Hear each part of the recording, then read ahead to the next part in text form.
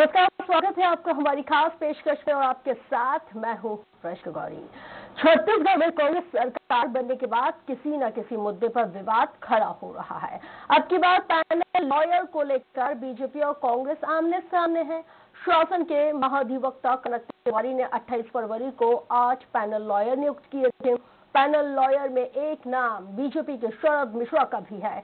यहां तक तो मामला सही था, लेकिन शरद मिश्रा नियुक्ति के बाद हाईकोर्ट में बीजेपी के कद्दावर नेता राजेश मूणत के पक्ष में 12 मार्च को सरकार के खिलाफ ही खड़े हो गए हैं, जिसको लेकर बवाल मच गया है। शरद मिश्रा के पिता रमाकांत मिश्रा बीजेपी सरकार के वक्त एडीजी और पार्टी में विधि विभाग के प्रभारी रह चुके हैं।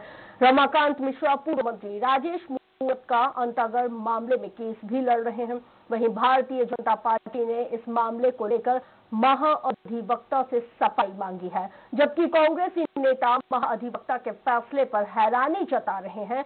और इसी मुद्दे पर चर्चा करेंगे हमारी खास पेशकश फैसले पर फसाद में।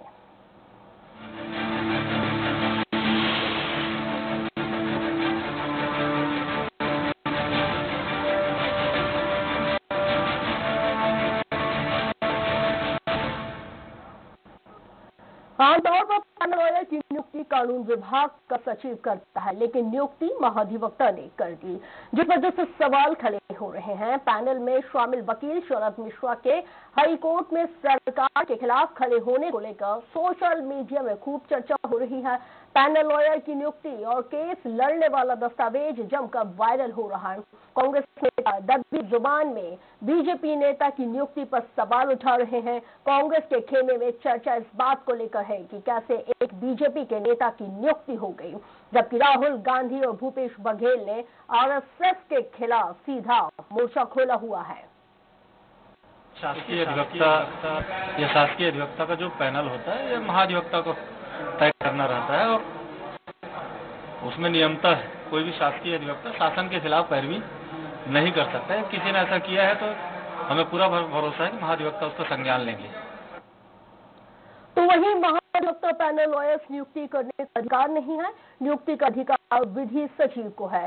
हाईकोर्ट में एजी की टीम में बीजेपी से जुड़े कई लोगों की नियुक्ति हुई है। बीजेपी ने इसे साजिश बताया और महाअधिवक्ता से बयान देने की मांग की है।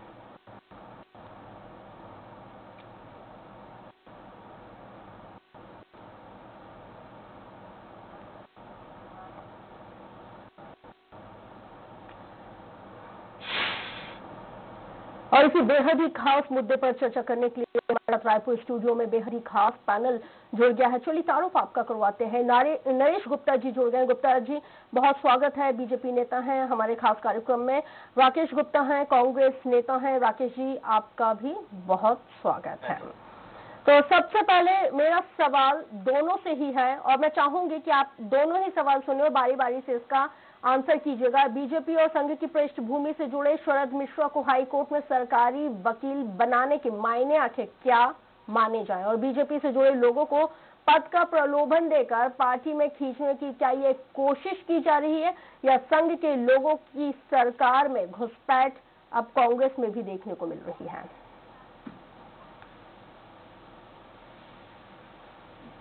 गुप्ता जी, नरेश जी पहले आप। मेरे से समझेंगे।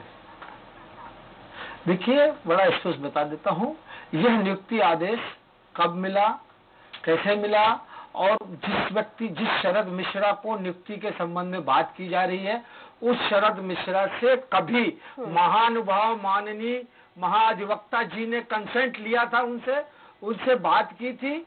उन्होंने नहीं। ये उन्होंने अपना एक तरफा नियुक्ति किया। और उनको नियुक्ति करने का अधिकार है कि नहीं?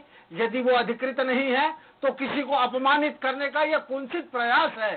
उस कार्यालय द्वारा किसी व्यक्ति को अपमानित करने का प्रयास है। ये कौन सा सिस्टम बना लिया?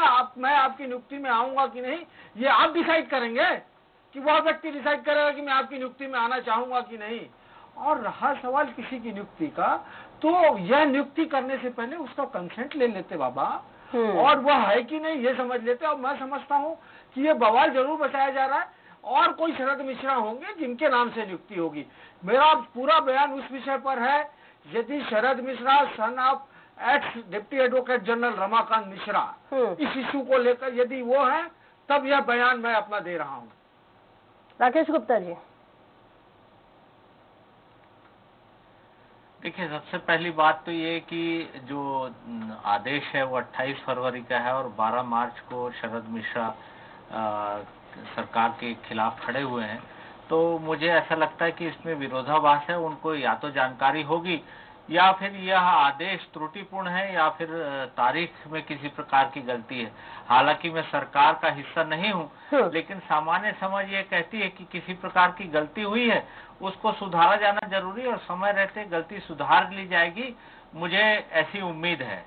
और जहां तक मेरी समझ कहती है कि 2 शरद मिश्रा हों, ये इसकी संभावना कम ही है और खुद से शरद मिश्रा जी को इस बात की स्पष्टीकरण देना चाहिए। शरद मिश्रा क्यों? महाधिवक्ता जी स्पष्टीकरण दें, जिन्होंने नियुक्ति करी है। देखिए, स्पष्टीकरण जो बात है, यदि नरेश गुप्ता जी कह रहे हैं कि 2 शरद मिश्रा हो सकते हैं, तो वहां पर 2 शरद मिश्रा हैं कि नहीं है, और यदि 1 शरद मिश्रा है तो उनको स्पष्टीकरण देना चाहिए कि मैं ये पद नहीं लेना चाहता, ऑर्डर त्रुटिपूर्ण है, इसे सुधारा जाए। फिर ऑर्डर देने वाला ने कंसेंट लिया था क्या उससे? देखिए, कंसेंट की बात नहीं है, सम्मान का पद होता है। सम्मान का पद नहीं होता है साहब, मुझे सम्मान नहीं चाहिए तो आप क्यों दोगे? देखिए, आप अवार्ड देते हैं, उस अवार्ड के लिए भी कंसेंट ली जाती है सरकार के द्वारा। बहुत सम्मानीय पद है, यदि वो नहीं अरे नहीं लेना चाहते आप मुझसे कंसेंट लेंगे। अवार्ड का नहीं, अवार्ड बनाया जाना ठीक नहीं है। और जिस प्रकार की बात हो रही है और बहस का विषय है, तो इसको बहस का विषय न बनाया जाए तो ज्यादा अच्छा होगा। ऑर्डर को सुधारा जाना चाहिए। त्रुटि हो गई है तो उसको समय रहते सुधार लिया जाएगा। ठीक है, लेकिन शरद मिश्रा अपनी नियुक्ति के बाद बीजेपी के कद्दावर नेता राजेश मूरत के पक्ष में ही हाईकोर्ट में 12 मार्च को सरकार के खिलाफ ही खड़े हो गए हैं। ऐसे में सरकार क्या सफाई देगी? राकेश गुप्ता जी, बीजेपी नेताओं के खिलाफ कोर्ट ने अपनी तरफ से पैरोकार खड़ा कर दिया है। सीओ से किया है। हाँ, राकेश आपको बता दूं, हमने एक शिकायत मुख्य निर्वाचन पदाधिकारी से किया है कि यह सरकार बैकडेट में ऑर्डर निकाल रही है। यह सरकार बैकडेट में ऑर्डर निकाल रही है। विभिन्न निचले न्यायालयों के लिए जो अधिवक्ता हैं उनके लिए बैकडेट में ऑर्डर निकाला जा रहा था। यह भी बैकडोर का ऑर्डर है, यह भी बैकडोर का ऑर्डर है।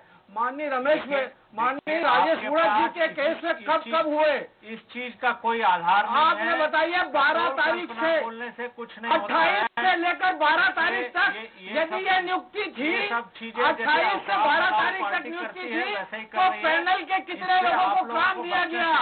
गुप्ता जी, 28 तारीख से आपने मान लिया कि त्रुटि हुई है ना। यदि 28 तारीख से 12 तारीख तक कोर्ट खुला था, उस बीच में जितने लोगों को पैनल में अपॉइंटमेंट किया गया है, उनको कितनी फाइलें दी गई, उनको क्या काम दिया गया, यह सरकार का चाल चरण और चरित्र बता दिया कि ये बैकडेट में काम करते हैं। आचार संहिता लग गई तो बैकडेट में काम कर लिए। यह बैकडेट का फसावट यहाँ दिख गई। यह मैं भारत निर्वाचन आयोग से अनुरोध करूंगा, ये ब्लैक एंड व्हाइट में चीजें आ गई। यदि उनको 28 तारीख का आदेश था तो 12 तारीख तक का तनख्वाह उनको कौन देगा, और 12 तारीख तक काम क्यों नहीं अलॉट किया गया? मजाक बना रखा है इन्होंने। देखिए, ये सब बैकडेटिंग, झूठ फरेब, ये सब काम शुरू हो गया इस सरकार में। एडवोकेट जनरल ऑफिस को आप कहाँ ले जा रहे हो, कहाँ ले जा रहे हो? माननीय अध्यक्ष, माननीय एडवोकेट जनरल महोदय से मुझे अनुरोध है कि इस संबंध में वो सामने आकर स्पष्टीकरण देवें। जी, राकेश गुप्ता जी, आमतौर पर लॉयर्स पैनल की नियुक्ति कानून विभाग का सचिव करता है, लेकिन ये नियुक्ति महाधिवक्ता कनक तिवारी ने की है। क्या ये गंभीर मामला नहीं लगता है आपको, या विधिक मामलों में मनमानी का नमूना बीजेपी से ये पेश किया गया है? बीजेपी से अगर नियुक्ति में नियमों का उल्लंघन हुआ हो तो बीजेपी चुप क्यों है? फिर ये सवाल आपसे भी है और नरेश जी आपसे भी है। देखिए, महाधिवक्ता का पद जो है बहुत गरिमा का पद होता है और बहुत ज्यादा विवाद में डालना ये ठीक नहीं है। मुझे ऐसा लगता है कि किसी प्रकार की किसी स्तर पे गलती या सामंजस्य की कमी हुई है तो ये आपको नहीं लग रहा है राकेश गुप्ता जी की यहाँ पे उपहास का पात्र बन रहे हैं सभी? मतलब इतनी बड़ी अगर चूक हुई है तो उस त्रुटि को अभी तक सुधार लिया जाना चाहिए था। और साथ ही शरद मिश्रा के जो पिता है रमाकांत मिश्रा, वो बीजेपी सरकार के समय, सुन तो लीजिए, शरद मिश्रा के जो पिताजी है रमाकांत मिश्रा, वो बीजेपी सरकार के वक्त एडीजी और पार्टी में विधि विभाग के प्रभारी भी रह चुके हैं। देखिए, मैं आप जो बात कह रहे हैं उससे परिचित हूँ। आज सुबह ही मामला मीडिया में आया है।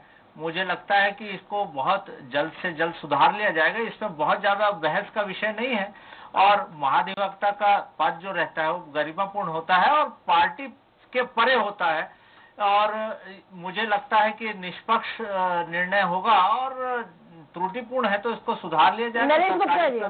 काउंटर कीजिए। सरकार का हिस्सा नहीं हूँ, इसलिए बहुत ज्यादा इस पे कमेंट मेरा करना ठीक नहीं होगा। देखिए, मैं बड़ा स्पष्ट कर दूं, महाधिवक्ता का पद बहुत गरिमामय होता है, बशर्ते उस गरिमा को मेंटेन करना चाहिए। वो बहुत वरिष्ठ अधिवक्ता हैं, यदि उनसे चूक हुई है तो उस चूक को उन्हें एडमिट करना चाहिए। और ये चरित्र सरकार का दिखा।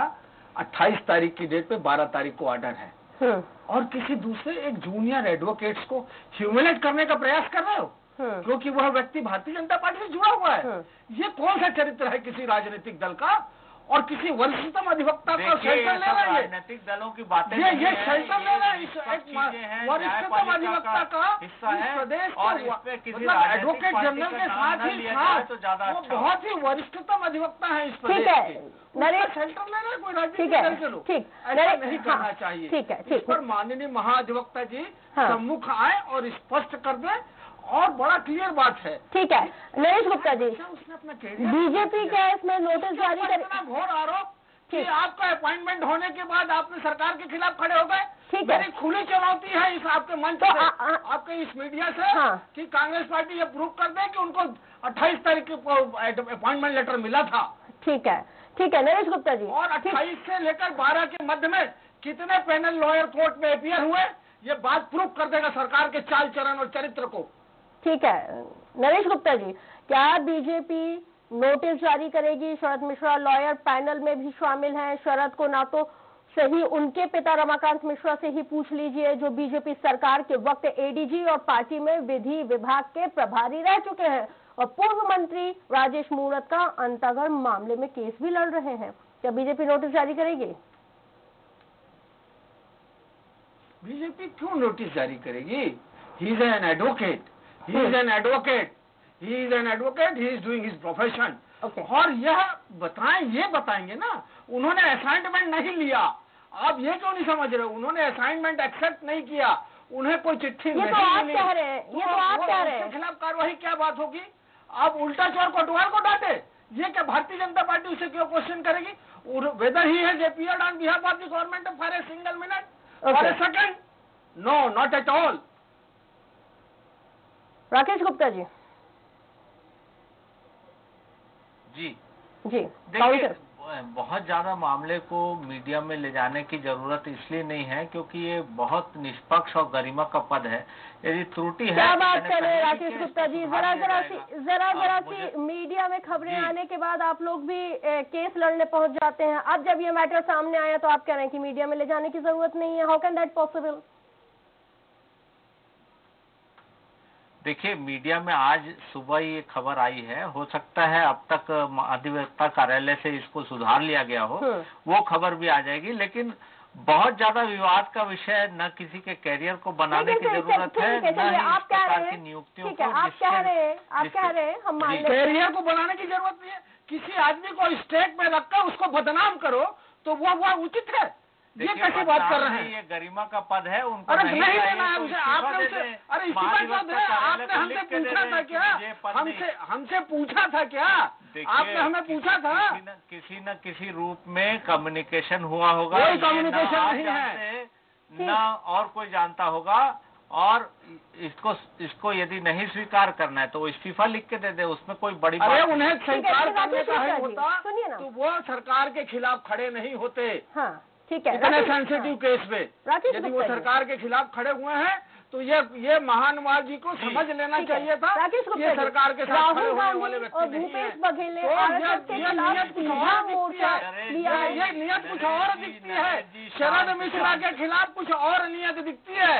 शांत ठीक है नरेश जी, राकेश मेरे गुप्ता तरफ जी, प्रश्न है, सुन लेने राकेश दीजिए। गुप्ता जी, मेरा सवाल जी, यह है कि राहुल, जी। आपके राष्ट्रीय अध्यक्ष राहुल गांधी और प्रदेश के मुखिया भूपेश बघेल ने सीधे सीधे आरएसएस के खिलाफ मोर्चा लिया हुआ है और यहाँ संघी अतिरिक्त महाधिवक्ता जैसे पद को शोभायमान कर रहे हैं। तो क्या ये वाकई में आपको नहीं लगता कि गंभीर मुद्दा है, गंभीर बहस है, और क्यों बहस नहीं होना चाहिए? आप बार बार कह रहे हैं कि ये बहस का मुद्दा नहीं है, इसको मीडिया में इतना तूल नहीं देना चाहिए।